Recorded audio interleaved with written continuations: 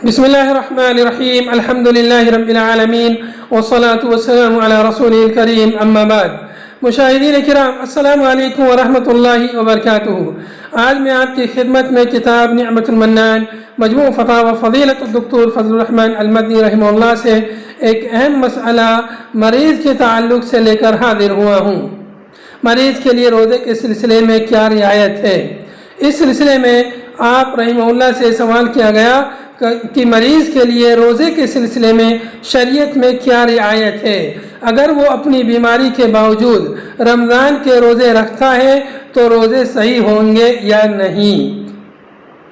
اس سوال کے جواب میں آپ رحمہ اللہ نے فرمایا کہ مریض پر حالت مرض میں روزہ رکھنا فرض نہیں ہے. اللہ تعالیٰ نے اس کو رخصت دی ہے کہ وہ اس حالت میں روزہ نہ رکھے اور بعد میں قضا کر لے. فرمان الہی ہے فَمَا كَانَ مِنكُم مَّرِيضًا أَوْ عَلَىٰ سَفَرٍ فَعِدَّةٌ مِّنْ أَيَّامٍ أُخَرَ. تم میں سے جو مریض یا مسافر ہو وہ دوسرے دنوں میں روزے پورے کرے. لیکن بیماری کی حالت میں ہی اگر کسی مریض نے روزے رکھ لیے تو اس کے روزے صحیح ہو جائیں گے. البتہ اگر بیماری کی حالت میں روزہ رکھنے میں اسے پریشانی ہوتی ہے یا اس سے اس کی بیماری میں اضافہ ہونے یا شفا یابی میں تاخیر ہونے کا اندیشہ ہے تو پھر اس کے حق میں روزہ نہ رکھنا ہی افضل ہے، اور ایسی صورت میں روزہ رکھنا مکروہ ہے.